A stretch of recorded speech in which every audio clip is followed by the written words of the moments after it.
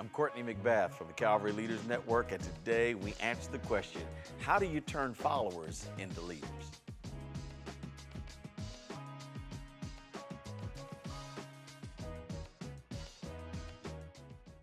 I'm excited about today's discussion and the question that we're asking. How do you turn followers into leaders? One of the things that we talked about when we talked about how leadership works is that leadership really works by trying to bring people from the space of just following into leading, because one of the traits of exemplary leaders were that they enable others to act. In other words, they empower other people. They're not just about getting people to take directions or do tasks. They're about really helping folks to develop their own skills, to become better at what they do, and to become leaders in their own right. Because remember, we defy the myth that says that leadership is rare. We believe leadership is common. We believe everybody's a leader, because ultimately leadership is influence, and everyone has influence. So if that is the case, that means that your team, your business, your ministry, whatever you do could be better if there are other people involved, if you learn how to transfer people from the following space into the leadership space. I'll only give 3 simple things today. We won't go into huge detail, but enough to get you started. And we'll start with this: recruit with leadership in mind. In other words, when you start to interview, when you start to look at folks for opportunities, when you start to consider adding to your team, even if it's volunteers, look at them with leadership in mind. In other words, don't think, will they be able to do the job? Think, will they be able to teach someone else how to do the job? Don't think, will they be able to pull off the task? Think, will they be able to do this task, then teach somebody else to do that, and then maybe then be able to take on another task. Now what you're doing is you're thinking from a leadership perspective, because you're not just after followers, you're after leadership. And remember, everything rises and falls on leadership. So your business will rise based upon the level of leadership that's on your team, not based upon the number of followers that you have, but it will rise based upon the number of leaders that you have. All leaders don't have the same capacity. All leaders aren't at the same level, but you need to make sure that folks are making the jump from being followers to becoming leaders. And so when you interview, then ask questions about leadership. Ask questions about passion. Ask questions about what would you like to do with your life. Now what you're doing is you're getting a sense of where that person is in their leadership journey. And you're also able to look at what they'll be able to do for the team when they come on board, not just completing a task, but being able to grow with the organization, grow with the team, and develop with you along the way, because you're going to need that more and more as your team, as your business, as your ministry, as your family grows. You're going to need more and more leadership, because everything rises and falls on leadership. Here's the second thing I want to encourage you to do, is start to determine the personality and the skill sets of your team. In other words, know who's on your team, know what their personality. Everybody's different.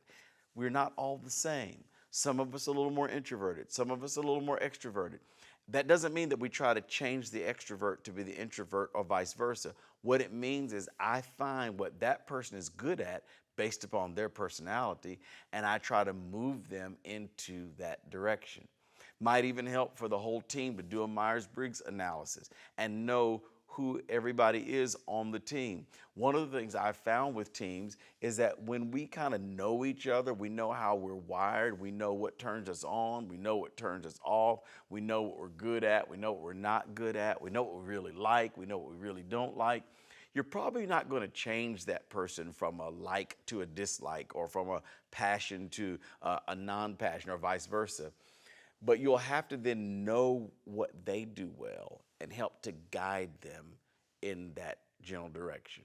If you've got somebody on the team that hates public speaking, they absolutely hate standing up in front of other people and talking, you don't want to put them over the teaching department. You don't want to put them over the presentation department.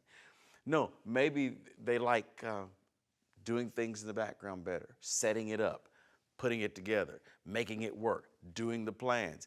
So leadership is not forcing them to then do something that they absolutely hate and are not really good at. Leadership is finding what they are good at and directing them in that way. That doesn't mean that everybody's always going to get to do only what they want to do, but it does mean that as a leader, you're looking at the team with the idea that I want them to become their very best.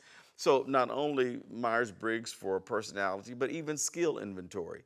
Have you taken a moment just to look at your team and determine who's good at what?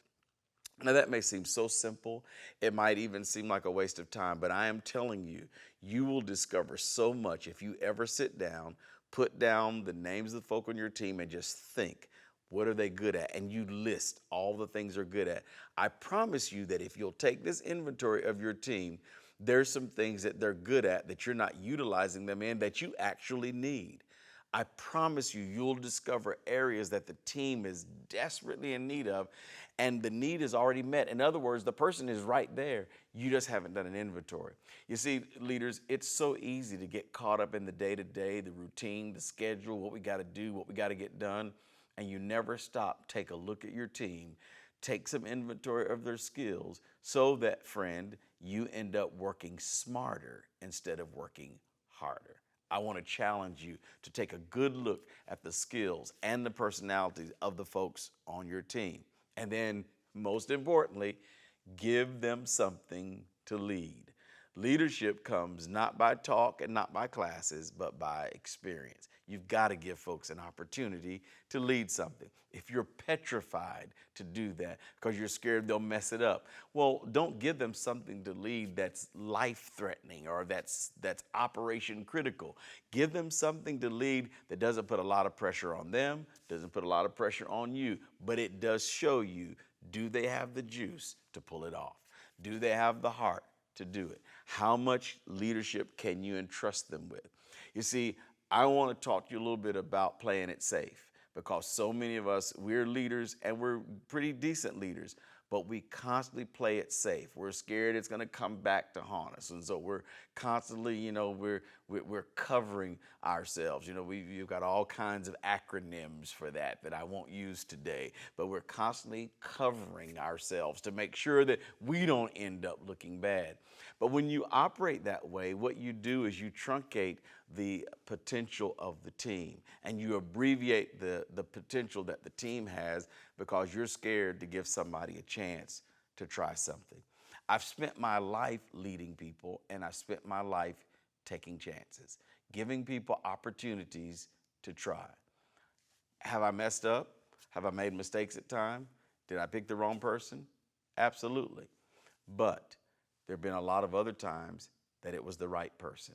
It jump-started them into their purpose. And I want to tell you that it's worth taking the chance on a failure in order to get some success. You all know what they say.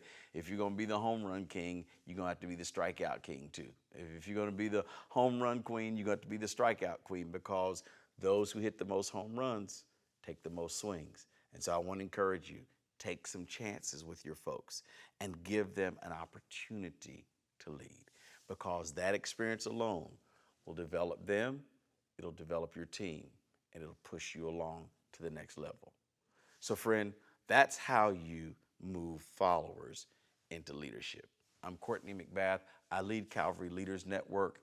You're listening to a message that was designed just for you. If you liked it, let us know. Subscribe to the channel and make sure that you click that link so that we can keep up with you.